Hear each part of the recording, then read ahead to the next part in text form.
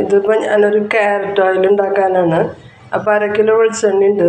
പിന്നെ അതിലേക്ക് ഞാൻ ഒരു 150 ഇത് കസ്തൂരി മഞ്ഞളിട്ടുണ്ട്.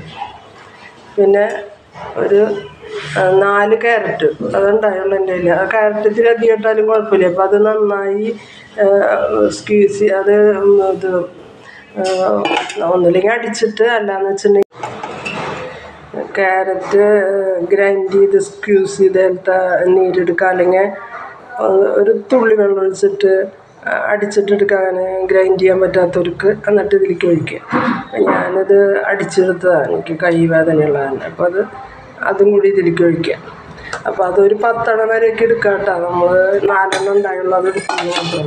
അപ്പോൾ ഇളക്കി കൊടുത്ത് ഇങ്ങനെ എടുക്കാം. അപ്പോൾ ഇത് ഒരു മണൽ പരുവത്തിലാവുമ്പോൾ നമുക്ക്, അല്ലെങ്കിൽ ചിരണ്ടെങ്കിലാവും. അപ്പോൾ അതിൻ്റെ വെള്ളം ഒക്കെ പൊട്ടി അവസാനിക്കണം. നമ്മളിപ്പോൾ വെള്ളം ഒരു സ്വല്പം ചേർത്തിട്ടുണ്ടല്ലോ, അടിച്ചു കൊടുക്കണേ.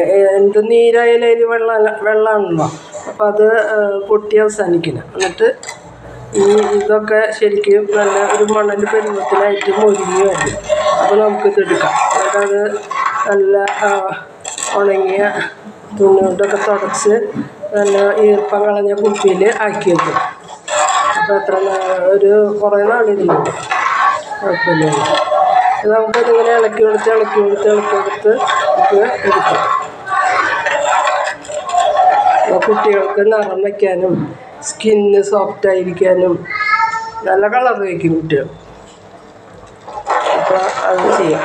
ഈ ക്യാരറ്റ് കുറച്ചും കൂടി കൂടുതൽ ഇടാം കേട്ടോ. ഞാൻ എൻ്റെ കയ്യിൽ കുറച്ചുണ്ടായി, ഞാൻ ഓർത്തില്ല. എണ്ണ കഴിഞ്ഞ പുല്ല്, അപ്പോൾ അത് കാച്ചാണ്ട് പറ്റില്ല. അപ്പോൾ അതുകൊണ്ട് ഞാനെടുത്താണ്.